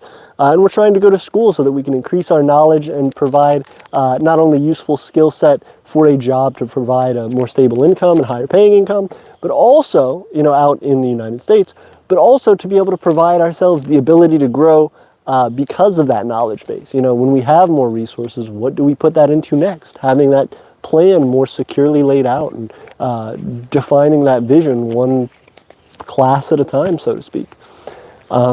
It's a job. It's a job. If you're serious about it, if you're trying to make a whole country, it's a job. And unfortunately, the pessimistic thing about it is you may work your hardest. You may put everything into that job, into creating that micronation, and it still not get where you want it. But are you okay with that? Is that the life that you are comfortable leading? And also, would you consider the possibility that if you did join another nation, you could be that much closer to achieving it? Taking all of your efforts that you would have put into one nation and having them add to the efforts of another person who's trying to do the same thing over both of your entire lives? It's interesting. It's a prospect. As well, you don't know, if that other person unfortunately would pass away or something like that, and that you may assume power in that nation and actually run the whole thing. You don't know. You don't know what the future would lead to. So I really think micronations, even if not on the level of I'm leaving my nation and joining your nation, should try to work together to improve friendships. Emperor Von Doom and I have talked about this at length, as far as, we want each other's nations to survive. We want each other's nations to work well. I feel the same about you, White Wind, where it's important to keep going and important to keep pushing. So if there's something that we can do to help each other, please let us know. And also, know that you're not in it alone. Even if, your citizenship declines, even if whatever, we're here for you. We're here for you online as much as we can be. But we're also here for you in affirmation, in recognition. We go around and talk to other nations and other people in other nations, and we talk to them and we say, hey, do you know about White Wind? Do you know about Draconia? Do you know about Arcovia? There are all these different groups that we really, really work well to try to craft relationships with. Do you know about Primario? And these are things that are tough to do, but as we keep pushing closer and closer together, as every time we get a little bit of resources, we try and see what we can do to help other nations with that. We make a community that's more resilient, we make our micronations more resilient, and we prove that we can do it. So let's go. Sardom of Kaltsaria says, we actually tried that in the Kolnairi sector. The micronations in the sector decided we should unite. We all missed our independence, and the Grand Kolnairic Republic lasted 3 days. Yep, absolutely. And that's something that sucks, right? You'd have to actually commit personally. And I think that's the problem with micronational organizations, right? You're saying, we're going to leave our micronation, but not really. We're going to keep it all intact with all of its culture and stuff. We're going to combine it with this other larger thing that's basically a micronational organization with all these other cultures and stuff that are then going to try and work together. I think the most successful way to do it would be to actually, cease your nation existing and fully commit as a citizen of that other nation. But if you don't want to do that, you could practically create, a micronational organization and see how long that goes, or, a confederation of states, or a union of some sort, the Kolnairic Republic. You can put all these things together and try and make a grand outcome. But if everybody's not dedicated to that over the original idea they had, they're not going to stay. It's going to be tough, and they're going to separate. And then the less resources you have, the less stable it feels, and so then things keep shedding apart. It has to be something that can stand on its own 2 feet, and therefore has to be something that has certain resources indivisible from itself. That this thing, if I understand your concept correctly, the Kolnairic Republic was comprised of other states that each had their own resources, but that if a state pulls out of it and does not exist as a part of it anymore, it loses all of that nation's resources. So there's nothing inherent to the Kulnaric Republic that is unique and separate from any of these other nations. And so therefore, these nations, when they leave, aren't losing anything, that they would have otherwise. They're still just working on their own things. And that's the same problem with micronational organizations. But I digress. Kingdom of Flame said, I keep most stuff to myself for now. I might make updates someday. It's hard for making stuff from metal. LOL. I made an axe from a giant chain and trying to learn about healthcare. Very cool making the axe from the giant chain. I think I know what you're talking about. I've seen a video on that. People will stiffen out the chain and they'll heat it. They'll or weld it, weld it together, and we'll make it solid and rigid. And that'll be the base for their axe. And then they'll put an axe head on it, or they'll, make the shape with the rest of the chain and weld that together, and then sharpen the ends so that it's sharp, and then you have an axe. There's a ton of stuff you can do like that. That's awesome. And looking into healthcare. Teach us about healthcare. What are you trying to learn about it? Are you learning about becoming a healthcare worker? Are you interested in the field of medicine? Or are you trying to learn about the concept of healthcare and why it works the way that it does governmentally? Whitewind says, with working in the construction field, I've realized that there's isn't a housing shortage, it's a construction worker shortage. There aren't enough people to upkeep, then there is population. You say that? I think it depends. Sure, there are plenty of places that do have construction worker shortages because companies aren't paying their workers appropriately and stuff like that. 100%. The other thing, there are plenty of places all over the United States that are great examples. New York City is a great example of this, where there are plenty of places that are filled to the brim with people. And then there are some other buildings and new housing developments that are built that are left empty. The company invests a ton of money because it's New York City, everything's very, very expensive. Build a big, big building, fill it with units on a loan, and then you run out of money, and then you stop developing it. And the company shuts down or goes into foreclosure or something like that and stops the development. So there are plenty of buildings that are perfectly fine and fully constructed and plumbed and have electricity ready and established. They are livable, and yet they're sitting empty because nobody owns it.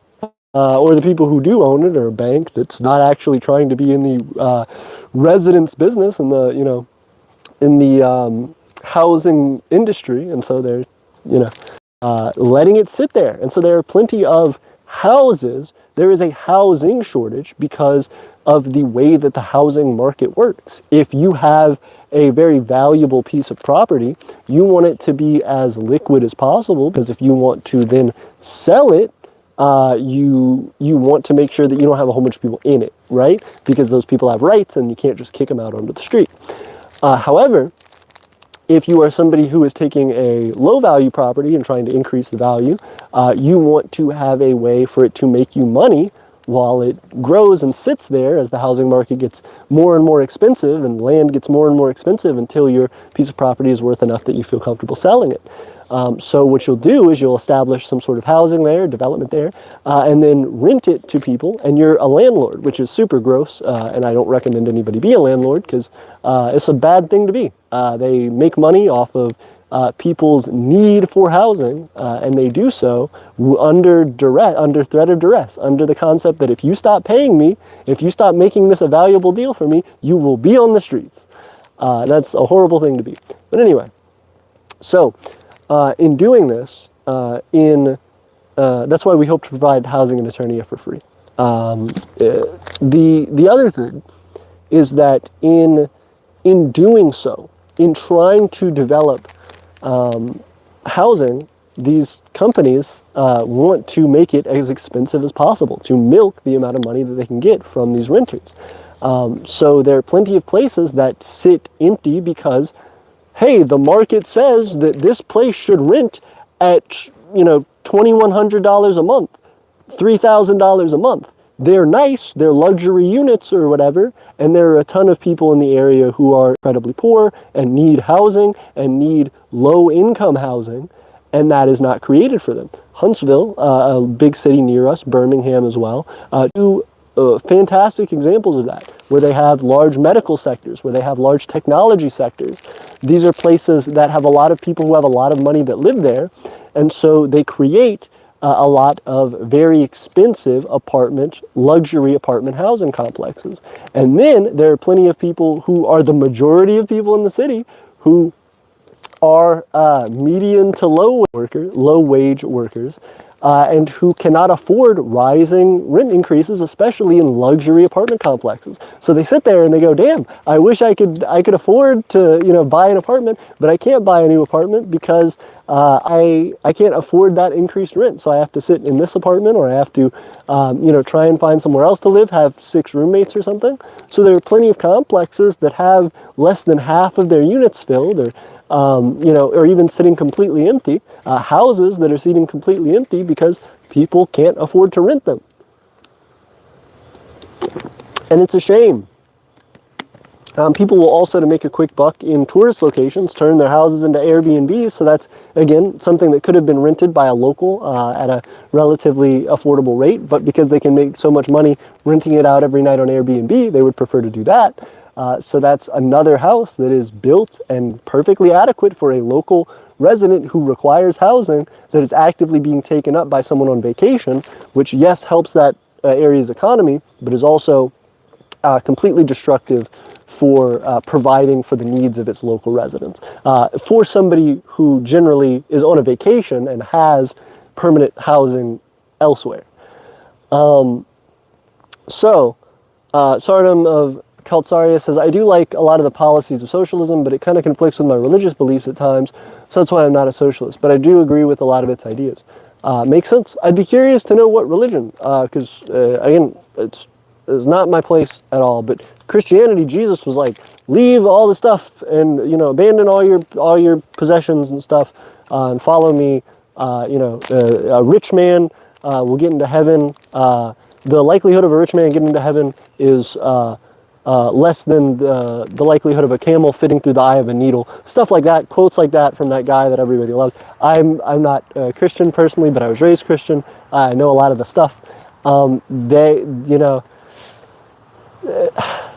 It's all about socialism, you could even argue communism. Like it's all about giving everything up, not necessarily the state controlling everything, but giving everything up to the people who need it from the people who have it. The Robin Hood idea, take from the rich and give to the poor.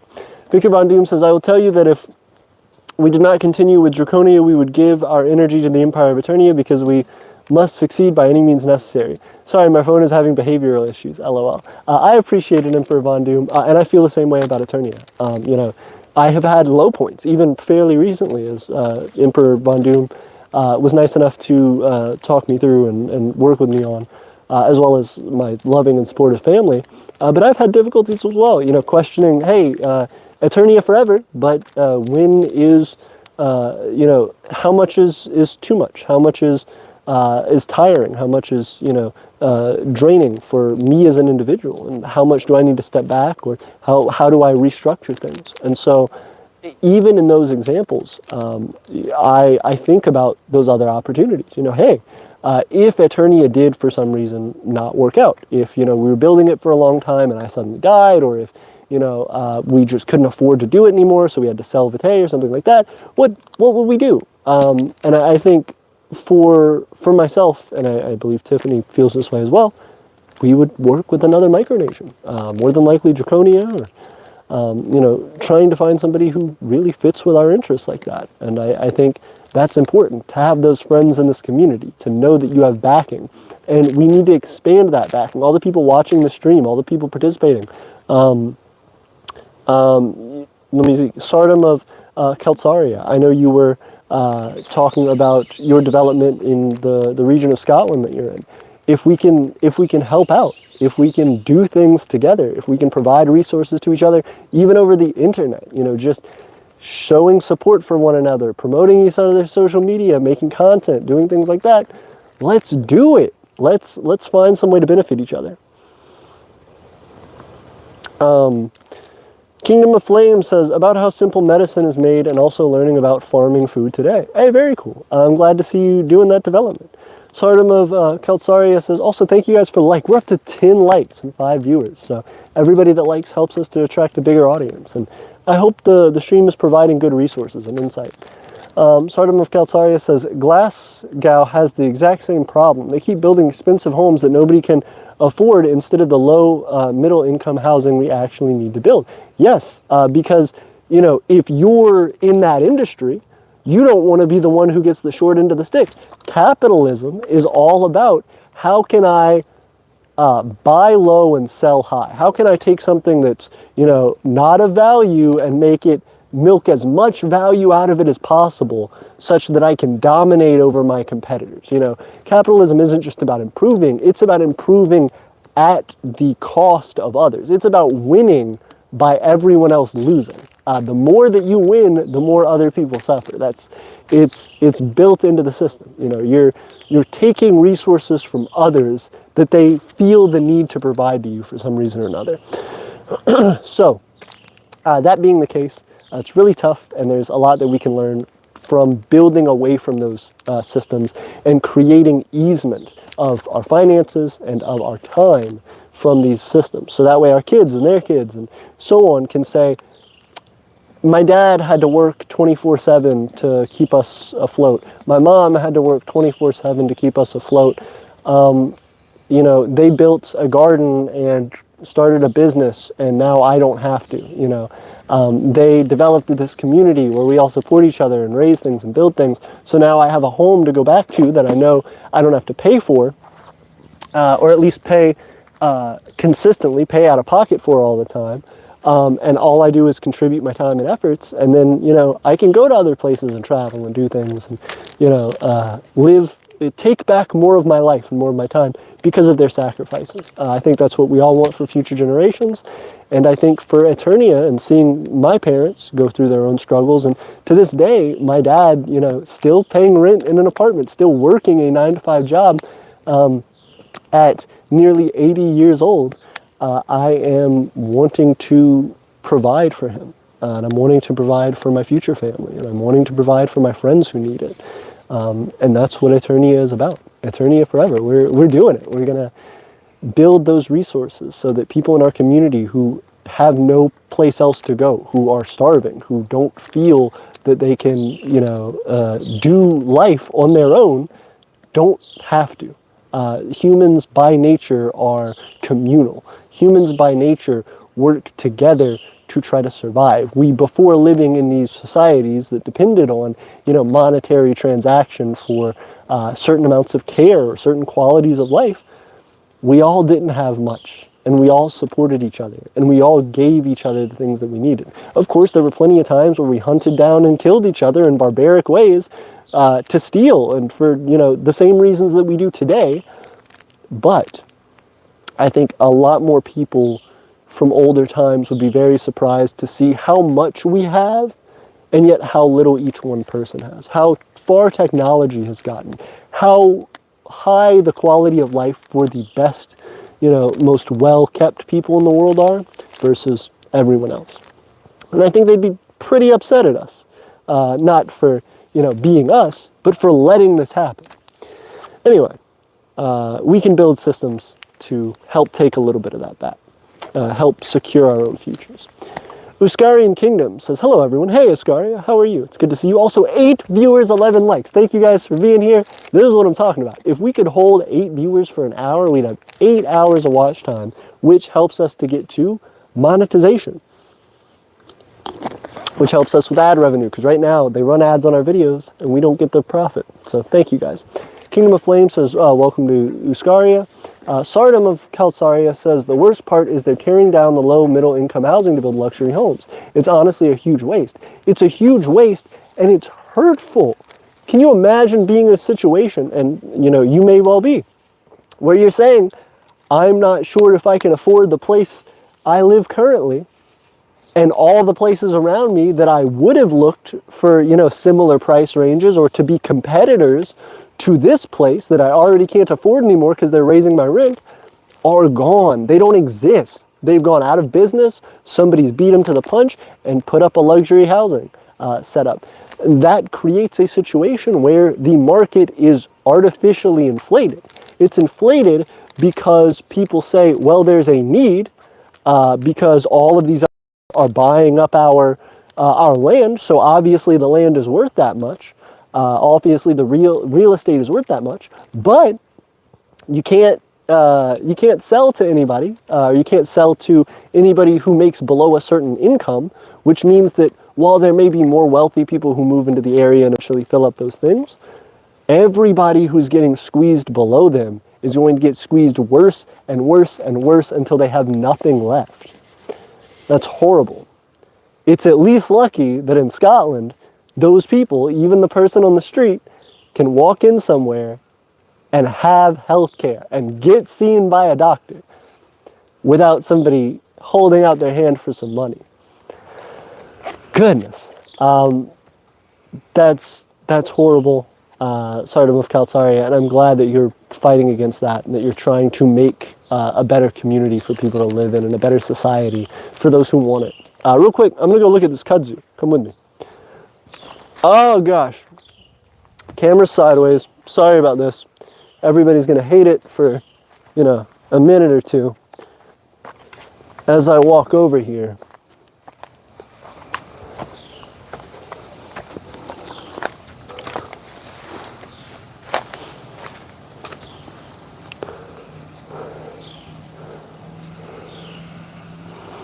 Hey everybody, so I'm here. This is not kudzu. I thought it was kudzu. There's some stuff behind us that looks like it may be, but it's hard to figure out with the rest of it. I think what I'm going to do is go and prop this up and see what's what. Okay, we're going to go right here. I'm going to bend this down. Not working great, but doing all right. So there's plenty of vines, stuff like this, right? Which is all over, right? That vine, yeah. These huge vines right here. I could be wrong. I think this is kudzu. I'm not going to go and eat it right now, to make sure, but I think it is. It has these little green leaves, just like this. Comes on this kind of stalk, right? This stuff grows everywhere. Absolutely everywhere, right?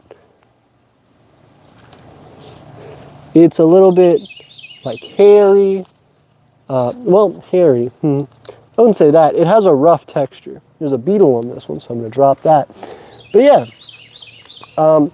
Again, this in particular may not be kudzu. I do know there is kudzu everywhere here, though, but something to consider. So, my phone is on 15% right now. We have 5 people in the chat. I appreciate everybody who actively is in the chat. I think this is going to be my goodbye whistle here in a moment. So, what I'm going to do, I'm going to sit down, I'm going to answer comments, talk to you guys for a few more minutes, and then as the sun goes down, I shall depart.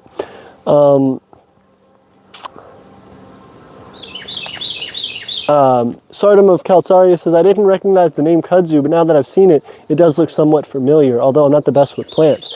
Yeah, again, let me double check to make sure that is kudzu, because it may not be. Don't anybody go out and start eating stuff thinking that somebody on the internet told you what's what. Let me go and look at it and research it and see if we can actually make some stuff with it in the future. But that being the case, I'm excited about it. Kingdom of Flame says, the biggest update, aka kind of the last one, is that there are 5 people that joined my kingdom and are helping a lot with the Kingdom of Flame. They're all friends, and without them, this kingdom wouldn't get this far. I completely agree. Friends, family are going to be the people who support you the most.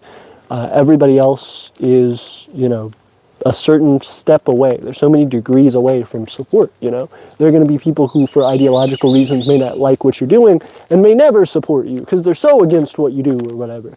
But most people probably are either somewhat interested or just apathetic. They don't really care one way or the other. So the more resources and opportunities you provide for them, the more appealing it looks, the more exciting it is. And so that's why development is so important, and that's why how micronations grow is so important. Taking this idea of what it means to grow and how it means to turn something that was, something like this into something like this, nice and pretty that we did earlier, and then turning this into something that's, maybe a nice pin, or maybe, a piece of a handle for a little tool or something, or maybe a decoration, a handle for a drawer. All of these things that we can repurpose and remake to improve the value of stuff helps us to make life a little bit easier. So thank you guys so much for being here and supporting us. As well, we want to keep doing more. So if you have ever thought about supporting us on Patreon, or if you haven't, consider it now. We have 3 patrons so far. We try to put their name at the end of every edited video we do. We do one once a week. Comes out on Friday for those patrons, Saturdays for everybody else. So if you want early access to videos, special benefits in our Discord server, and stuff like that, consider checking out our Patreon. Right now, with the 3 patrons we have, 2 are giving $1 a month, 1 is giving $20 a month, which is the maximum amount you can get, and it freaks me out, the couple times we've had people do that amount. But right now, those total just $20 a month. You're like, how does it work that you have 3 people? That should be $22 a month, right? With 2 giving 2, 1 giving 20. Patreon takes it out so much in taxes and their own fees that 3 people totals to $20 a month, from one $20 and 2 $1. So basically the fees of the $20 eat the entire other 2. So it helps so much the more that you guys can join that. If there are added benefits or perks you'd like to see because of that, let me know and we can try and do those. But we shout you out in the videos and give thanks. And we're also trying to come up with new products. So if anybody would want to buy one of these little hatchets, something like this, let me know. Also, yes, for Sardom of Calcaria, I wanted to tell you, if you are actually considering buying one of these, go to our Etsy. We have Imperial Market is our website, eternianempire.wixsite.com/the Imperial Market. But we also have the Imperial Market, that's our Etsy shop, that you can get to from our website or just on Etsy, etsy.com, the Imperial Market, all together, all one word. It's multiple words, but it's all together for the name of the shop.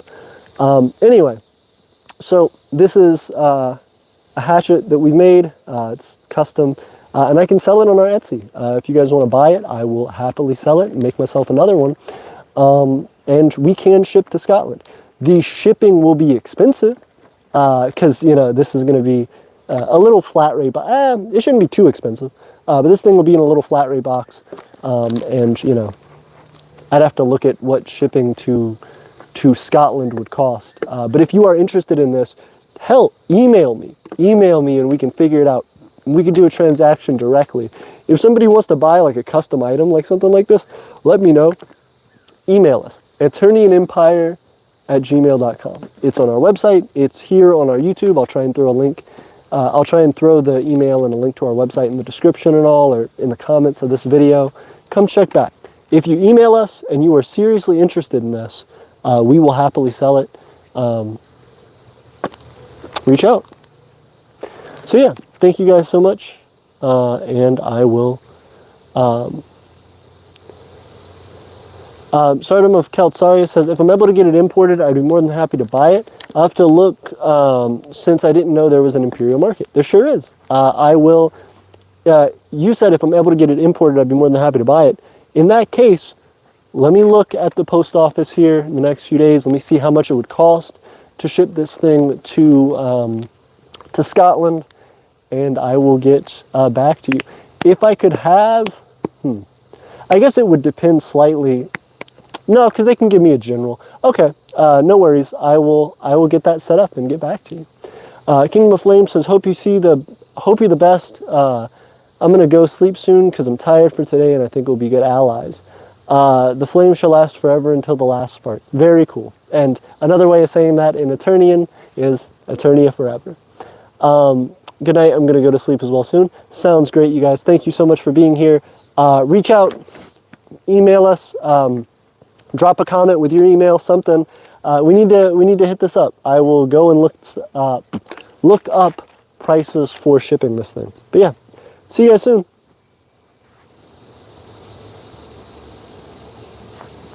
Aeternia forever.